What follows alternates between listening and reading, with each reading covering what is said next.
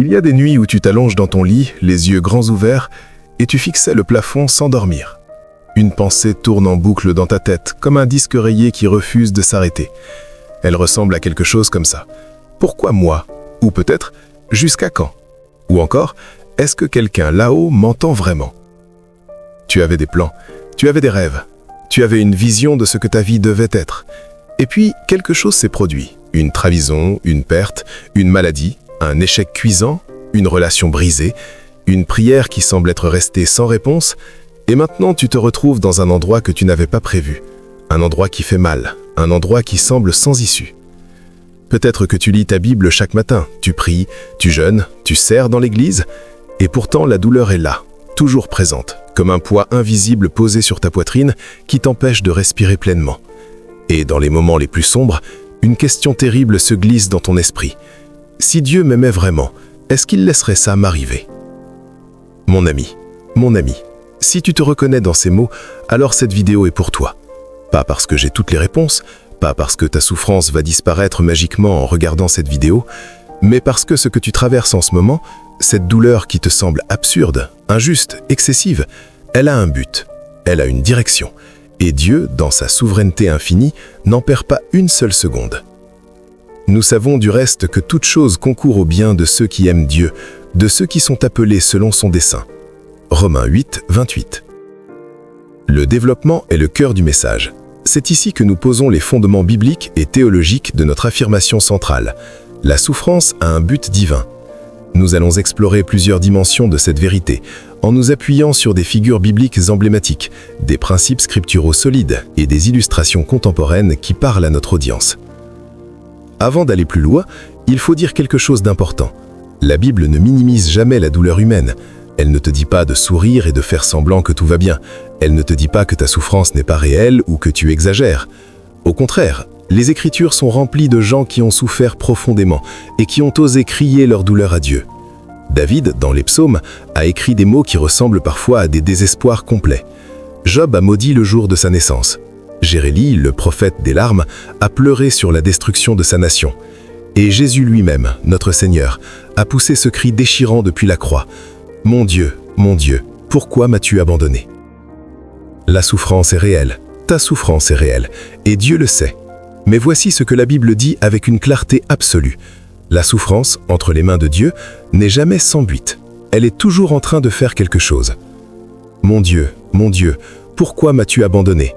Et tu restes loin quand je crie, quand je gémis » Psaume 22, 1 à 2. L'image du potier et de l'argile. Il y a une image magnifique dans la Bible, une métaphore que le prophète Jérémie a vue de ses propres yeux dans l'atelier d'un potier. Il a regardé le potier travailler l'argile, la presser, la pétrir, la façonner.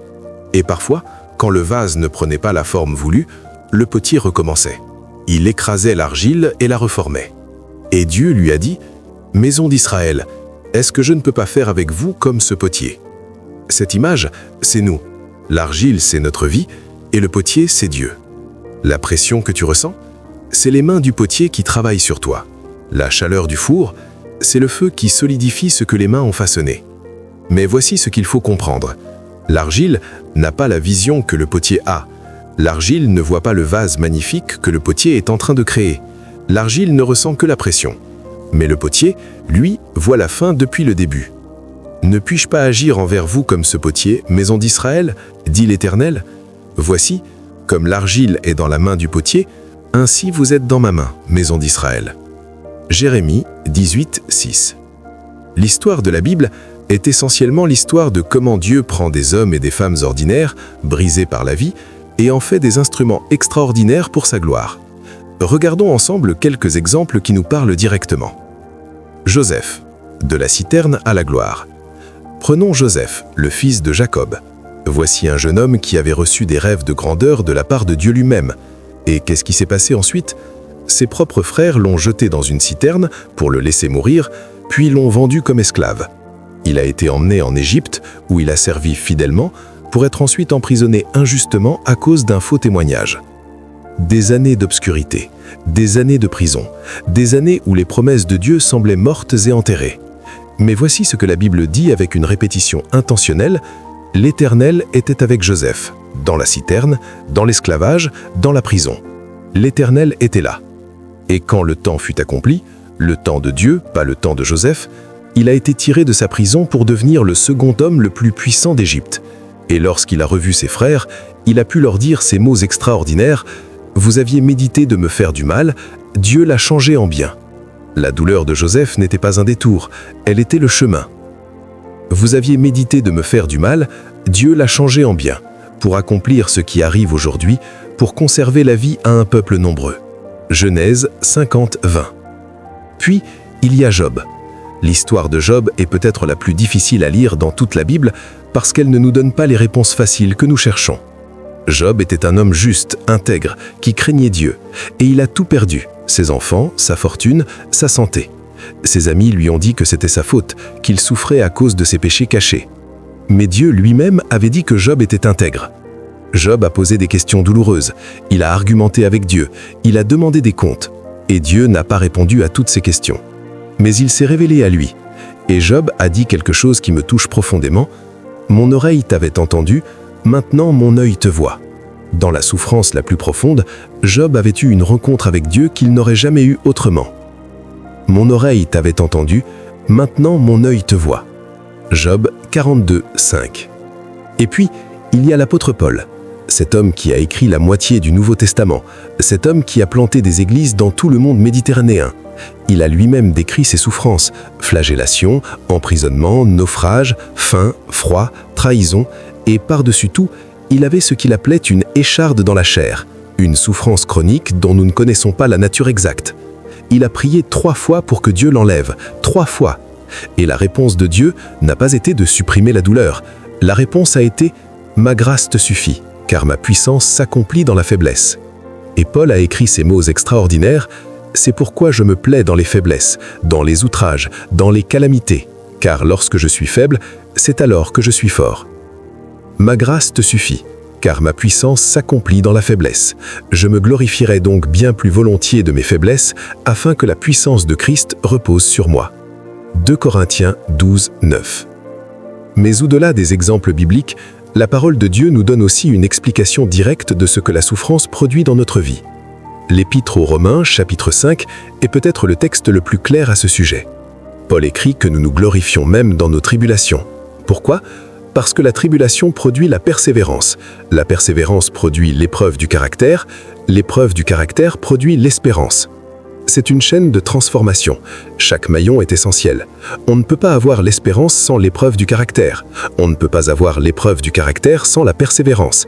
Et on ne peut pas avoir la persévérance sans la tribulation. La douleur est le début de la chaîne qui mène à l'espérance. Jacques, le frère du Seigneur, va encore plus loin. Mes frères, regardez comme un sujet de joie complète les diverses épreuves à laquelle vous pouvez vous trouver exposés, sachant que l'épreuve de votre foi produit la persévérance. Mais il faut que la persévérance accomplisse parfaitement son œuvre, afin que vous soyez parfaits et accomplis, ne manquant de rien. Parfaits et accomplis, ne manquant de rien. C'est l'objectif, et l'épreuve est le chemin.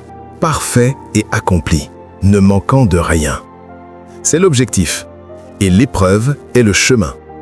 Nous nous glorifions même dans les afflictions, sachant que l'affliction produit la persévérance, la vertu éprouvée, et la vertu éprouvée, l'espérance. Il y a cependant une distinction importante que nous devons faire. Dans sa 2e lettre aux Corinthiens, Paul parle de 2 types de tristesse: la tristesse du monde et la tristesse selon Dieu. La tristesse du monde produit la mort, l'amertume, le désespoir, la rébellion, le repli sur soi. Mais la tristesse selon Dieu produit la repentance, le changement, la transformation, le salut. La question n'est donc pas seulement « suis-je en train de souffrir ?», la question est « comment est-ce que je vis cette souffrance ? Est-ce que je la vis en dehors de Dieu, dans l'amertume et la résistance ? Ou est-ce que je la vis en me tournant vers Dieu, en lui faisant confiance même quand je ne comprends pas, en laissant ses mains de potier travailler sur moi ?» En effet, la tristesse selon Dieu produit une repentance à salut, dont on ne se repent pas, mais la tristesse du monde produit la mort. C'est le moment de la révélation.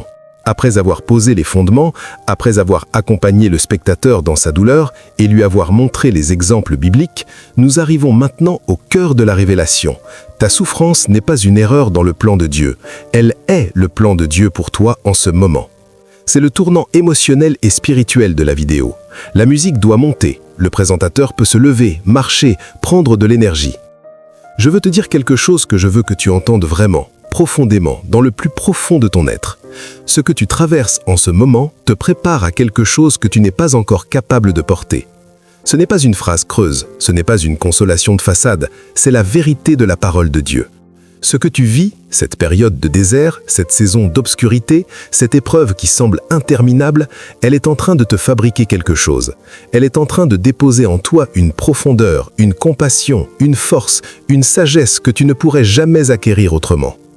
Pense à cette image. Un muscle qui n'est jamais sollicité reste faible et atrophié.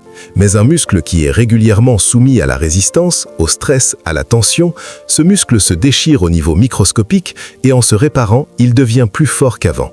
C'est exactement ce que Dieu fait avec ton âme. Tes larmes ne sont pas une preuve de sa faiblesse ou de son absence. Elles sont la preuve qu'il est en train de travailler sur quelque chose d'important en toi. Joseph ne pouvait pas sauver son peuple s'il n'avait été vendu comme esclave.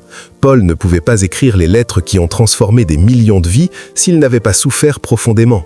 Et peut-être que toi qui regardes cette vidéo en ce moment, avec tes larmes et tes questions, peut-être que tu ne peux pas accomplir ce que Dieu a préparé pour toi si tu ne passes pas par là où tu es en ce moment.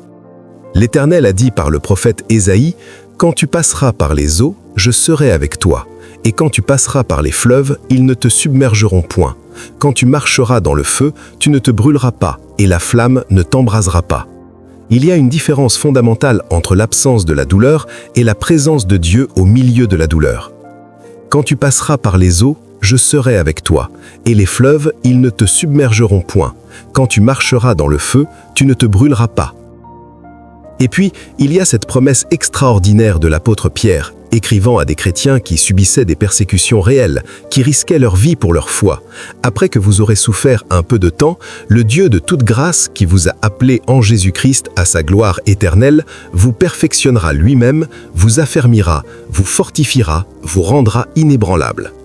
Notez les 4 verbes, perfectionnera, affermira, fortifiera, rendra inébranlable. Ce sont les fruits de la souffrance vécue avec Dieu. Ce n'est pas une promesse que la souffrance disparaîtra immédiatement, c'est une promesse de ce que la souffrance produira en toi si tu la traverses avec lui. Le Dieu de toute grâce, qui vous a appelé en Jésus-Christ à sa gloire éternelle, après que vous aurez souffert un peu de temps, vous perfectionnera lui-même, vous affermira, vous fortifiera, vous rendra inébranlable. Parfait, affermi, fortifié, inébranlable. Ce sont les mots que Dieu a pour toi. Ce sont les mots que Dieu prononce sur ta vie, même et surtout dans ta saison la plus difficile. Et je veux que tu comprennes quelque chose d'autre. Jésus lui-même n'a pas été épargné de la souffrance. Hébreux 5:8 nous dit qu'il a appris l'obéissance par les choses qu'il a souffertes. Le Fils de Dieu, sans péché, parfait dans sa nature divine, a appris quelque chose à travers la souffrance. Si ton Seigneur et Sauveur a été perfectionné à travers la souffrance, comment peux-tu croire que ta souffrance est inutile ou que Dieu t'a abandonné? Bien qu'il fût fils, il a appris l'obéissance par les choses qu'il a souffertes. Hébreux 5:8. La croix est la preuve ultime que Dieu peut prendre la chose la plus douloureuse, la plus injuste, la plus humiliante et en faire le plus grand acte de rédemption de l'histoire entière. Si Dieu a pu transformer la crucifixion en résurrection, il peut transformer ta douleur en victoire. S'il a pu transformer la mort en vie, il peut transformer tes larmes en témoignages. S'il a pu transformer la honte de la croix en gloire éternelle, il peut transformer ta saison d'épreuve en plateforme de son excellence. La conclusion doit accomplir 3 choses. Premièrement, récapituler le message central de façon mémorable. Deuxièmement, appeler le spectateur à une décision concrète de foi. Troisièmement, se terminer avec une promesse biblique puissante qui reste gravée dans la mémoire. Nous voulons que le spectateur reparte avec une espérance renouvelée, un engagement renforcé et une perspective transformée. Alors, qu'est-ce que je te demande de faire avec tout ce que tu viens d'entendre? Je ne te demande pas de prétendre que tu vas bien. Je ne te demande pas de sourire et de faire semblant. Je te demande quelque chose de beaucoup plus difficile et beaucoup plus puissant. Je te demande de faire confiance. de faire confiance que le Dieu qui a tenu Joseph dans la citerne te tient toi aussi dans ta citerne, de faire confiance que le Dieu qui a entendu les cris de Job entend aussi les tiens, de faire confiance que le Dieu dont la grâce a suffi à Paul est suffisant pour toi, de faire confiance que la croix et la résurrection de Jésus sont la garantie ultime que Dieu ne gaspille jamais notre douleur. Ta souffrance a une adresse, elle va quelque part, elle te construit. Voici une pratique concrète que je veux t'encourager à adopter. Chaque matin cette semaine, avant de te lever, prends 30 secondes pour prononcer cette phrase à voix haute comme une déclaration de foi. « Seigneur, je ne comprends pas tout ce que je vis, mais je te fais confiance. Tu es le potier, je suis l'argile. Façonne-moi selon ta volonté. » Et je veux aussi te dire quelque chose d'important. Si tu portes une douleur qui te dépasse en ce moment, ne la porte pas seule. La Bible nous dit de porter les fardeaux les uns des autres. Parle à un frère ou une sœur de confiance dans ta communauté de foi. Cherche un accompagnement pastoral. Tu n'as pas été créé pour traverser les tempêtes seul. Alors que je conclus, je veux que tu retiennes cette promesse de Dieu. Cette promesse qui n'est pas conditionnée à ta performance, à ton niveau de foi ou à la qualité de tes prières. C'est une promesse inconditionnelle du Dieu qui ne ment jamais, qui ne change jamais et dont les plans pour toi sont des plans de bien et non de mal. Car je connais les projets que j'ai formés sur vous, dit l'Éternel. Projet de paix et non de malheur, afin de vous donner un avenir et de l'espérance. Jérémie 29, 11. Un avenir, une espérance, prononcée par le Dieu de l'univers, à toi, personnellement, maintenant, dans ta situation. Ta souffrance a un poub, tes épreuves te construisent, et le potier n'a pas fini son œuvre en toi. La douleur que tu ressens aujourd'hui est la force que tu porteras demain. Si cette vidéo t'a touché, si elle t'a encouragé ou si elle t'a aidé à voir ta situation différemment, partage-la avec quelqu'un qui en a besoin en ce moment. Parce que quelqu'un dans ta vie est peut-être assis dans l'obscurité en ce moment, les yeux fixés au plafond, en train de se demander si Dieu l'a oublié. Et peut-être que toi, tu peux être le messager qui lui apporte cette lumière. Que l'Éternel te bénisse et te garde. Que son visage brille sur toi et te soit propice. Que l'Éternel élève sa face vers toi et te donne la paix. À très bientôt. Prière de clôture optionnelle. Père Céleste, je lève maintenant en ta présence chaque personne qui regarde cette vidéo.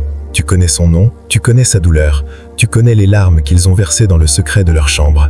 Et tu connais aussi le plan que tu as pour leur vie. Seigneur, que ta paix, qui dépasse toute intelligence, garde leur cœur et leurs pensées en Jésus-Christ. Que l'Esprit Saint vienne les consoler, les guider et leur rappeler que tu es toujours là, que tu es toujours au travail. Et méditation approfondie sur la souffrance chrétienne. Méditation 1. Le désert comme lieu de rencontre. Dans la tradition biblique, le désert n'est pas simplement un lieu géographique aride, il est avant tout un espace spirituel, un lieu de rencontre entre l'âme humaine et le Dieu vivant. Moïse a rencontré Dieu au buisson ardent dans le désert de Madian, après 40 années d'exil. Élie a entendu la voix douce et suave de Dieu dans le désert, après sa grande victoire et son grand découragement. Et Jésus lui-même a été mené par l'Esprit dans le désert pendant 40 jours, avant de commencer son ministère public.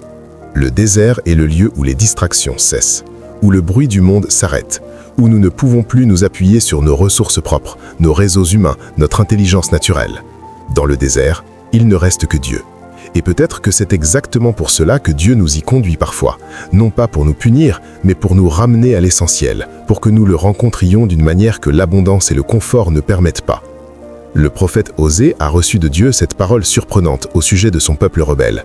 « C'est pourquoi je veux l'attirer, la conduire au désert et parler à son cœur. » Dieu voulait parler à son peuple, et pour cela, il devait les conduire au désert. Le désert n'était pas une punition, c'était un rendez-vous. C'est pourquoi je veux l'attirer, la conduire au désert et parler à son cœur. Osée 2, 14. Si tu te trouves dans un désert en ce moment, une période de sécheresse spirituelle, de silence apparent de Dieu, d'isolement et de solitude, peut-être que Dieu t'y a conduit non pas pour t'abandonner, mais pour te parler d'une façon que tu ne pourrais pas entendre dans le bruit et l'agitation de ta vie ordinaire. Le désert est difficile, mais il est aussi sacré. La question à te poser dans ton désert n'est pas « Pourquoi suis-je ici ?», mais « Seigneur, qu'as-tu à me dire ici ?» Ce déplacement de perspective, de la plainte à l'écoute, de la résistance à la réceptivité, est souvent le commencement de la transformation. Que tu ne lâches jamais la main de ceux qui t'appartiennent. En Jésus nom. Amen. Méditation 2. La gloire future et la légèreté des épreuves présentes. L'apôtre Paul a écrit certaines des paroles les plus courageuses jamais couchées sur papier. Cet homme qui avait été flagellé, emprisonné, lapidé, naufragé, trahi, qui vivait dans la faim et le froid, cet homme a osé écrire « Car je considère que les souffrances du temps présent ne sauraient être comparées à la gloire à venir qui sera révélée pour nous. » Notez la logique de cette affirmation. Paul ne dit pas que la souffrance est petite, il ne dit pas qu'elle n'est pas réelle, il dit qu'elle ne peut même pas être comparée, comme si mettre les deux dans la même balance était une erreur de catégorie. La souffrance d'un côté, la gloire de l'autre, et la balance ne peut tout simplement pas les contenir ensemble. J'estime que les souffrances du temps présent ne sauraient être comparées à la gloire à venir qui sera révélée pour nous. Romains 8, 18. Ailleurs, Paul utilise une expression encore plus saisissante. Dans sa deuxième lettre aux Corinthiens, il appelle les épreuves légères et passagères. Légères ? Cet homme qui a vécu des souffrances que nous ne voudrions jamais vivre les appelle légères.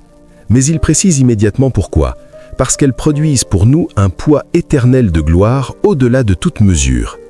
La légèreté des épreuves ne vient pas de leur intensité réelle, mais de leur relativité face à l'éternité.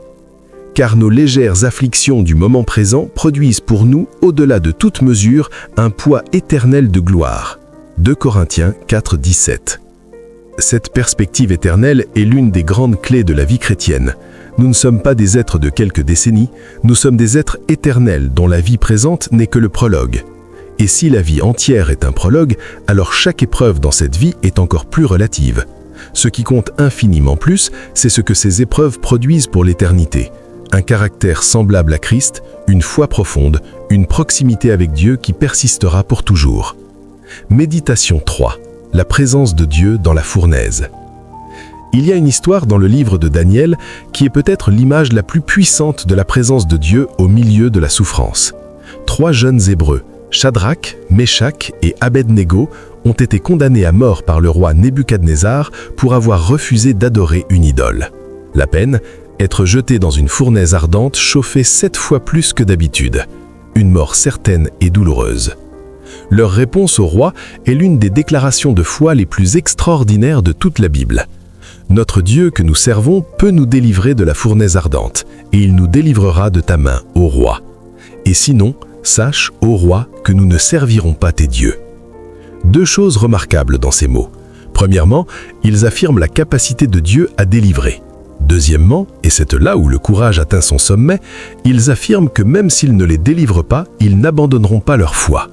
Et que s'est-il passé? Ils ont été jetés dans la fournaise. Ils ont traversé la souffrance réelle. Ils n'en ont pas été exemptés. Mais voici ce que le roi a vu en regardant dans la fournaise. Non pas 3 hommes qui brûlaient, mais 4 hommes qui marchaient librement. Et le 4e, dit le roi, ressemble à un fils des dieux. La présence de Dieu n'a pas empêché la fournaise. Elle s'est manifestée dans la fournaise. Et les 3 hommes sont sortis de la fournaise sans que le feu les ait touchés, sans même l'odeur de fumée sur leurs vêtements. Ce qui les avait enchaînés, en revanche, les cordes qu'on avait utilisées pour les attacher avant de les jeter dans le feu, ces cordes-là avaient brûlé. Parfois, Dieu nous conduit dans la fournaise, non pas pour nous détruire, mais pour brûler ce qui nous enchaîne. Voici, je vois 4 hommes qui marchent librement au milieu du feu sans en être blessés. Et le 4e ressemble à un fils des dieux. Daniel 3, 25. Méditation 4. Lorsque la prière semble sans réponse. Une des dimensions les plus douloureuses de la souffrance chrétienne, c'est la prière qui semble rester sans réponse. On a prié, on a supplié, on a jeûné devant Dieu, et le ciel semble silencieux. La situation ne change pas, la maladie persiste, le deuil est toujours là, la solitude ne se dissipe pas.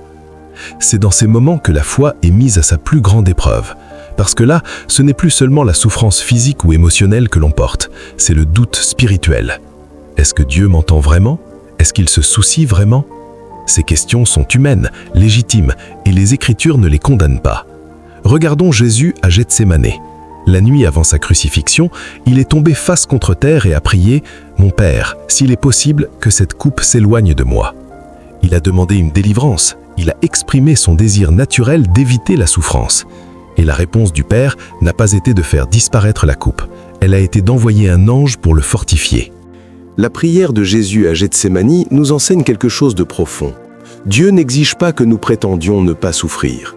Il n'exige pas que nous jouions un rôle. Il accueille notre humanité dans toute sa vulnérabilité. Mais il nous enseigne aussi que parfois, la réponse à notre prière n'est pas la suppression de la souffrance, mais la grâce pour la traverser. Alors, un ange lui apparut du ciel pour le fortifier. Luc 22, 43. Il y a aussi le mystère de la prière de Lazare. Quand Marie et Marthe ont envoyé ce message à Jésus, « Seigneur, celui que tu aimes est malade », Jésus a intentionnellement attendu 2 jours avant de partir. Lazare est mort. Et quand Jésus est finalement arrivé, Marie est tombée à ses pieds en pleurant et lui a dit « Seigneur, si tu avais été ici, mon frère ne serait pas mort. » Et la Bible nous dit que Jésus a pleuré. Jésus savait qu'il allait ressusciter Lazare. Il avait un plan que Marie et Marthe ne pouvaient pas voir. Et pourtant, il a pleuré avec elles. Il n'a pas été insensible à leur douleur sous prétexte qu'il savait que tout allait bien finir. Il a choisi d'entrer dans leur douleur et de la porter avec elles. C'est le Dieu que nous adorons, un Dieu qui a un plan et qui en même temps pleure avec nous dans notre douleur. Jésus pleura. Jean 11, 35. Méditation 5, la transformation du témoin. Ta douleur deviendra ton ministère. Il y a une vérité que j'aime particulièrement et qui change la manière dont nous regardons nos épreuves. Souvent, la souffrance que nous traversons aujourd'hui prépare le ministère que nous exercerons demain. Ce n'est pas une promesse vague, c'est un principe que l'on observe de façon répétée dans les Écritures et dans la vie des saints de tous les temps. L'apôtre Paul l'a dit avec une clarté désarmante dans sa 2e lettre aux Corinthiens. « Béni soit Dieu, le Père de notre Seigneur Jésus-Christ, le Père des miséricordes et le Dieu de toute consolation, qui nous console dans toutes nos afflictions, afin que par la consolation dont nous sommes l'objet de la part de Dieu, nous puissions consoler ceux qui se trouvent dans quelque affliction.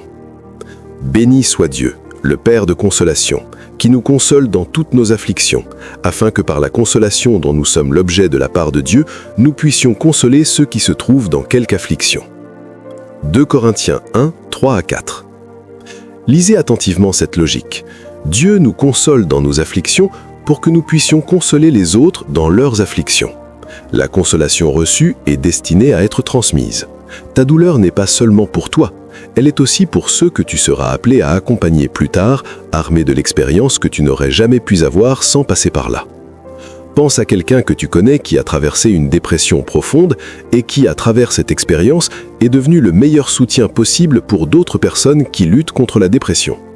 Pense à quelqu'un qui a perdu un enfant et qui, des années plus tard, accompagne des parents endeuillés avec une profondeur et une compassion que nul autre ne peut offrir.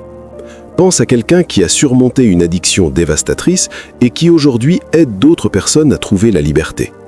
Ce n'est pas un hasard, c'est un principe divin. La blessure guérie devient l'instrument de guérison. La cicatrice devient un témoignage.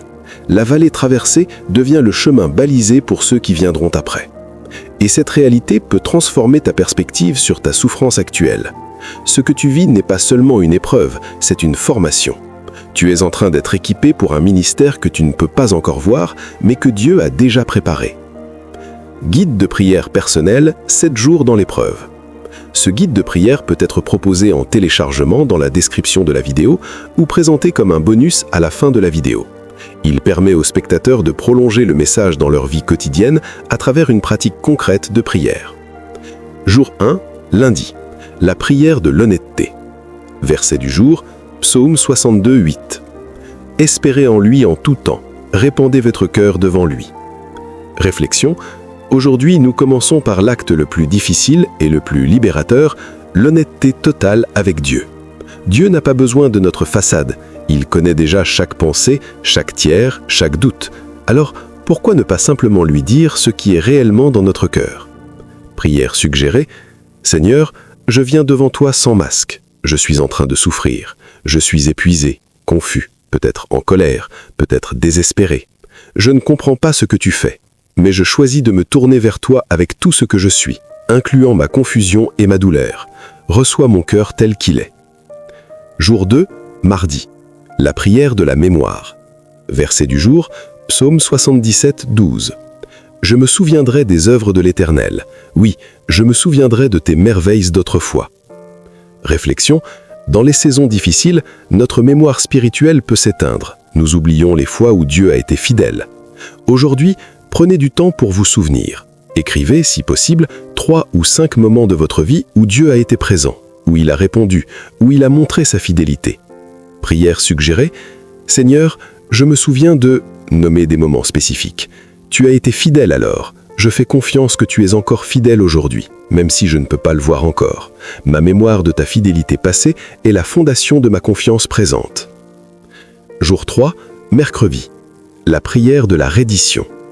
Verset du jour, Matthieu 6, 10. Que ta volonté soit faite sur terre comme au ciel. Réflexion. La prière la plus difficile et la plus puissante est celle de la reddition. Non pas ma volonté, mais la tienne. Ce n'est pas de la résignation passive, c'est un acte de foi active qui affirme que Dieu est plus sage que nous, que ses plans sont meilleurs que nos plans, que son amour est infaillible même quand nos circonstances semblent dire le contraire. Prière suggérée, Seigneur, ma volonté dans cette situation serait, soyez honnête, mais je reconnais que tu vois ce que je ne vois pas. Je choisis par un acte de foi et non de sentiment de me soumettre à ton plan. Que ta volonté soit faite dans ma vie, même si ça fait mal, même si je ne comprends pas encore. Jour 4, jeudi. La prière de la gratitude au milieu de l'épreuve. Verset du jour, 1 Thessaloniciens 5, 18. Rendez grâce en toutes choses, car c'est à votre égard la volonté de Dieu en Jésus-Christ. Réflexion, la gratitude dans la souffrance n'est pas de la naïveté ou du déni. C'est un acte de foi délibéré qui reconnaît la présence et la bonté de Dieu même dans les circonstances difficiles. Ce n'est pas être reconnaissant pour la souffrance en elle-même, mais être reconnaissant dans la souffrance, reconnaissant que Dieu est là, qu'il travaille, qu'il n'a pas abandonné son œuvre. Prière suggérée, Seigneur, aujourd'hui je choisis de te rendre grâce. Merci pour citer des bénédictions concrètes, même petites. Merci d'être présent même dans cette épreuve. Merci que cette saison est limitée dans le temps. Merci que tu n'as pas fini ton œuvre en moi. Jour 5, vendredi. La prière de l'intercession. Verset du jour, Job 42, 10. L'Éternel changea la situation de Job lorsque Job pria pour ses amis. Réflexion, ce verset est fascinant. Le retournement de situation pour Job s'est produit au moment où Job a prié pour ses amis. Au moment où il s'est tourné vers les autres, au moment où il a sorti son regard de sa propre douleur pour la tourner vers ceux qui l'entouraient. Il y a quelque chose de profond et de mystérieux dans le lien entre l'intercession et notre propre libération. Prière suggérée, Seigneur, aujourd'hui je prie pour nommer des personnes dans votre entourage qui souffrent. Tu connais leur situation mieux que moi, touche leur cœur. Manifeste ta présence dans leur vie et accorde-leur la grâce dont ils ont besoin. Et même si je ne vois pas encore ma propre délivrance, je te fais confiance pour eux. Jour 6, samedi, la prière de la déclaration. Verset du jour, Ésaïe 61, 3. Leur donner une couronne au lieu de la cendre, une huile de joie au lieu du deuil, un vêtement de louange au lieu d'un esprit abattu. Réflexion. Aujourd'hui, nous allons faire quelque chose d'inhabituel. Nous allons prier, non pas en demandant, mais en déclarant, en proclamant les vérités de Dieu sur notre situation, non pas parce que nous les ressentons, mais parce qu'elles sont vraies. La déclaration de la foi est un acte prophétique qui aligne notre bouche avec la parole de Dieu, même quand nos émotions résistent. Prière suggérée. Seigneur, je déclare que tu es présent dans ma situation. Je déclare que tu travailles même quand je ne vois pas. Je déclare que cette épreuve a un but et qu'elle me construit. Je déclare que tu es fidèle et que tu ne m'as pas abandonné. Je déclare que la joie vient le matin, même si la nuit a duré longtemps. Jour 7, dimanche, la prière de l'engagement. Verset du jour, Philippiens 4, 11. J'ai appris à être content dans l'état où je me trouve. Réflexion. En cette 7e journée, nous concluons la semaine par un engagement. La paix et le contentement dont parle Paul ne sont pas des dons tombés du ciel sans effort, ils sont appris. Et ils sont le fruit d'une décision répétée, jour après jour, de faire confiance à Dieu, de se tourner vers lui dans la douleur, de choisir la foi plutôt que la peur. Prière suggérée. Seigneur, je m'engage aujourd'hui à continuer ce chemin de confiance. Non pas parce que je suis fort, mais parce que tu es fidèle. Non pas parce que je comprends tout, mais parce que tu es sage. Enseigne-moi le contentement dans toutes les circonstances. Que cette épreuve ne me brise pas, mais qu'elle me forge à l'image de Jésus. Amen. Illustration 1. La métaphore de la perle. Une perle est l'une des choses les plus précieuses et les plus belles que l'on puisse trouver dans la nature. Mais comment se forme une perle? Un grain de sable, un corps étranger, une irritation, quelque chose qui ne devrait pas être là, pénètre dans l'huître. Et l'huître, pour se protéger de cette irritation douloureuse, commence à envelopper ce grain de sable de couche en couche d'une substance appelée nacre. Le résultat, après des années de ce processus, est une perle d'une beauté incomparable. Ta douleur est le grain de sable dans ton âme. Ce que Dieu est en train de faire autour de cette douleur, c'est la perle. La souffrance n'est pas la perle elle-même, mais sans elle, la perle ne peut pas se former. Ce qui était au départ une blessure douloureuse devient, entre les mains de Dieu, quelque chose de précieux et d'unique. Illustration 2. La métaphore de l'or dans le creuset. L'or brut, lorsqu'il est extrait de la terre, est mélangé à toutes sortes d'impuretés.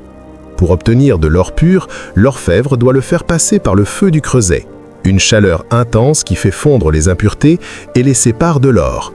Plus la température est élevée, plus les impuretés remontent à la surface et peuvent être enlevées. On dit que l'orfèvre sait que l'or est pur quand il peut voir son propre visage se refléter dans le métal fondu. Et Dieu, l'orfèvre de nos âmes, travaille avec la même précision, la même patience, la même expertise. Il nous met parfois dans le creuset de l'épreuve, non pas pour nous détruire, mais pour éliminer tout ce qui n'est pas son image en nous. Et il sait que le travail est accompli quand il voit son image se refléter dans nous. Le creuset est pour l'argent et la fournaise pour l'or. Celui qui éprouve les cœurs, c'est l'Éternel. Proverbe 17, 3. Illustration 3. La nuit noire de l'âme. Jean de la Croix, mystique chrétien espagnol du XVIe siècle, a décrit ce qu'il appelait la nuit noire de l'âme, une période de sécheresse spirituelle intense où Dieu semble absent, où la prière semble creuse, où tout repère spirituel disparaît. Cette expérience est à la fois douloureuse et déstabilisante. Mais Jean de la Croix explique que cette nuit obscure n'est pas un signe d'abandon de Dieu. C'est au contraire un signe que Dieu est en train de purifier l'âme à un niveau plus profond. Lorsque les consolations spirituelles disparaissent, l'âme est forcée de chercher Dieu pour lui-même et non pour ce qu'il donne. La nuit noire de l'âme est le laboratoire où Dieu transforme l'amour intéressé en amour pur. Si tu traverses en ce moment une période où Dieu semble silencieux, où ta foi semble sèche, où la prière te coûte, tu es peut-être dans ta nuit noire. Ne fuis pas. Continue d'avancer dans l'obscurité, un pas à la fois, en te souvenant que la nuit, aussi profonde soit-elle, précède toujours l'aube. Illustration 4. Le bambou japonais. Dans la culture japonaise, il existe une plante remarquable, le bambou japonais. Quand on plante une graine de bambou japonais et qu'on l'arrose, il ne se passe rien de visible pendant 5 ans. Absolument rien. On arrose, on fertilise, on s'occupe du sol et surface, il n'y a rien. Pas une pousse, pas un signe. Mais pendant ces 5 années de silence apparent, le bambou est en train de développer un système racinaire extraordinairement profond et solide. Et puis, à la 6e année, quelque chose se produit. Le bambou pousse de plus de 20 mètres en l'espace de 6 semaines. Voici la question. Est-ce que le bambou a poussé en 6 semaines ou en 6 ans? La réponse est en 6 ans. Pendant tout ce temps de silence, la croissance se faisait, juste à un niveau invisible. Peut-être que ta saison de souffrance ressemble à ces 5 premières années du bambou. Il ne se passe rien en surface, mais Dieu est en train de construire quelque chose en profondeur, des racines, une fondation, un caractère, qui un jour jaillira avec une force et une beauté que personne ne pourra ignorer. Illustration 5. Le témoignage d'Élie sous le génébrier. Il y a un récit dans le livre des rois qui me touche profondément par son humanité. Élie vient de remporter une des plus grandes victoires spirituelles de l'Ancien Testament. Il a tenu tête à 450 prophètes de Baal sur le mont Carmel et a démontré la puissance de Dieu. Une victoire extraordinaire, spectaculaire. Et qu'est-ce qui se passe immédiatement après? Élie s'effondre. Il fuit, épuisé et terrorisé par les menaces de la reine Jézabel. Il s'assied sous un génébrier et dit à Dieu « C'en est assez. Maintenant, Éternel, prends mon âme. » Élie voulait mourir. Après sa plus grande victoire, il était au fond du gouffre. Et comment Dieu a répondu? Par des reproches? Par de la théologie? Non. Dieu a envoyé un ange qui a touché Élie et lui a dit « Lève-toi et mange ». Il lui a apporté de la nourriture et de l'eau. Il l'a laissé se reposer, puis, plus tard, après un autre sommeil, il est revenu « Lève-toi et mange », parce que le chemin est encore long et il veut t'équiper pour le reparcourir. La tendresse de Dieu envers Élie dans son épuisement est la même tendresse qu'il a pour toi dans le tien. L'ange de l'Éternel revint une seconde fois, le toucha et dit « Lève-toi et mange, parce que le chemin est encore long ». 1 Roi 19, 5.